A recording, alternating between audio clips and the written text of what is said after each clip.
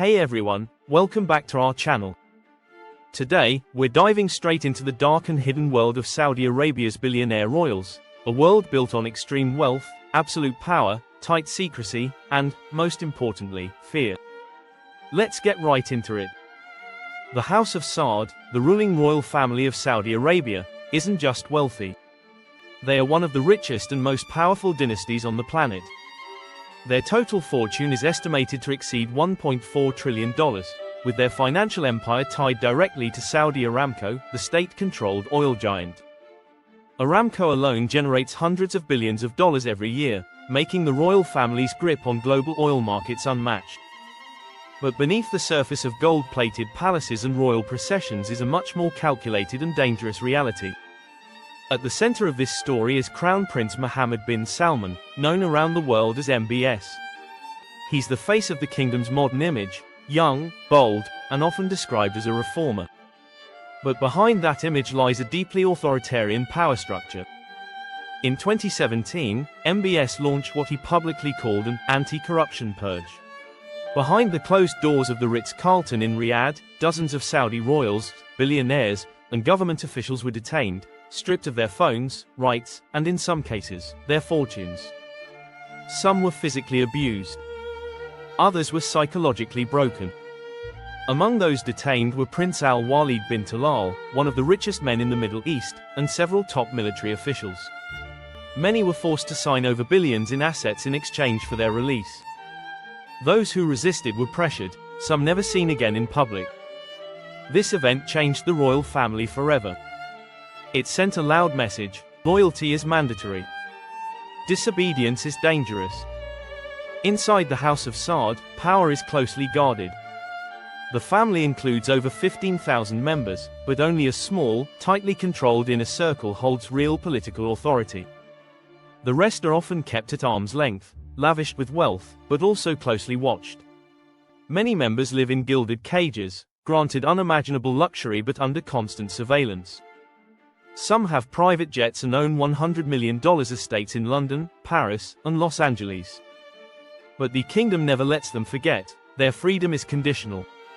Several princes who voiced concern about reforms or questioned the crown prince's authority have disappeared, been placed under house arrest, or had their assets seized. Prince Ahmed bin Abdulaziz, the brother of King Salman, was once considered a potential challenger to MBS. In 2020, he was arrested along with two other senior royals. Their crime? Allegedly plotting a coup. No public trial. No evidence. Just silence. For royal women, life behind the palace gates can be even more oppressive. Despite the image of reform, such as allowing women to drive and easing guardianship laws, the reality is that royal women often live under intense restriction. Princess Latifah, the daughter of Dubai's ruler, connected to Saudi through regional ties, attempted to flee her royal life in 2018. She was captured off the coast of India and dragged back to the UAE. Princess Haya, one of the wives of the same ruler, fled to the UK with her children. She later described a life of surveillance and fear.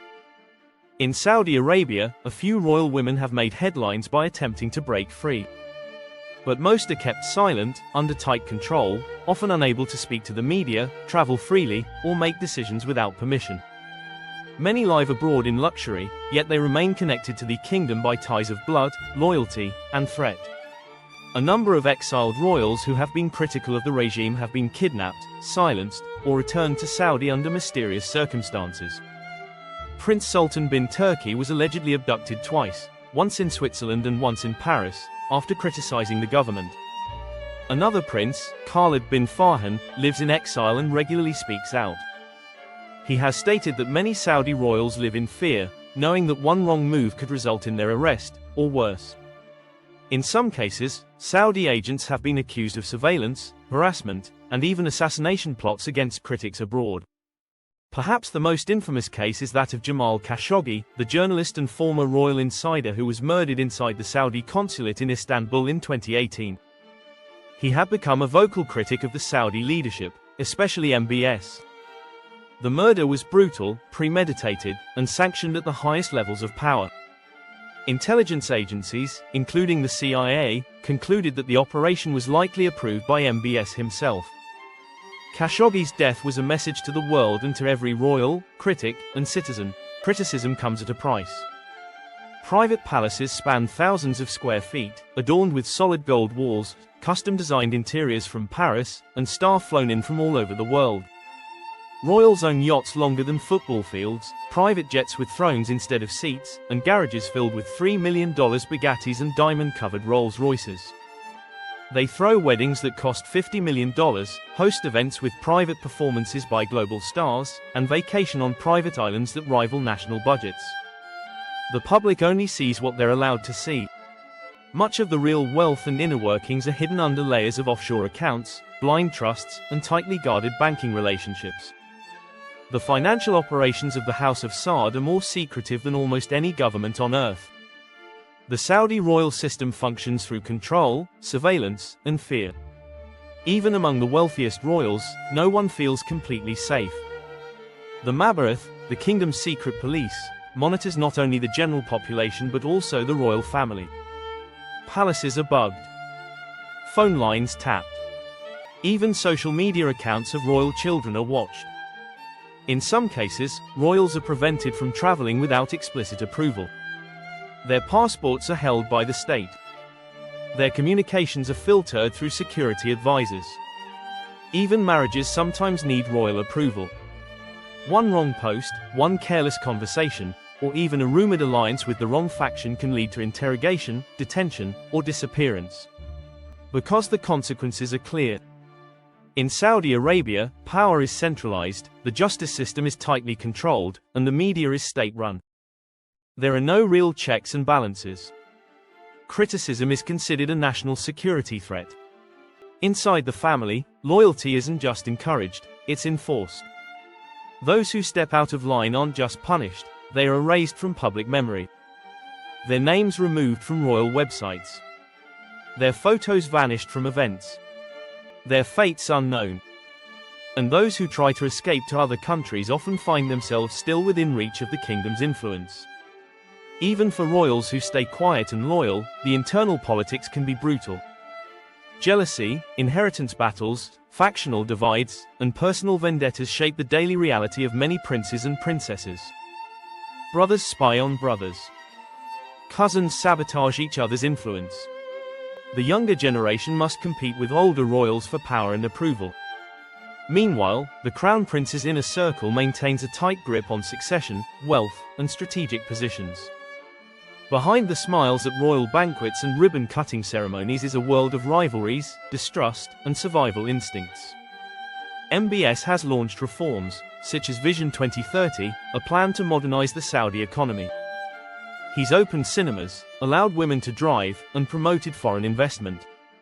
But many argue these reforms are cosmetic, designed to polish the kingdom's global image while maintaining the same authoritarian core. Dissent remains illegal. Freedom of speech is non-existent. Protests are banned. Religious leaders who speak out are jailed. Even tweets criticizing government policy can result in 20-year prison sentences.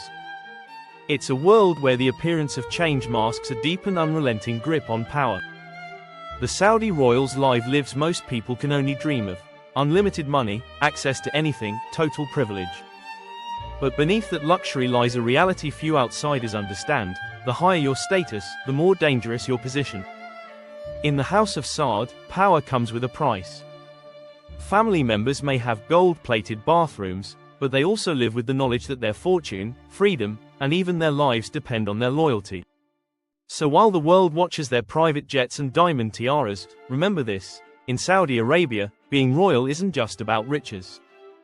It's about surviving in a kingdom where power is absolute, and questioning it is fatal. If you found this deep dive into the hidden side of Saudi royalty fascinating, make sure to like, subscribe, and hit the bell icon so you never miss another breakdown of the world's richest, most powerful, and most dangerous families. Thanks for watching, and I'll see you in the next one.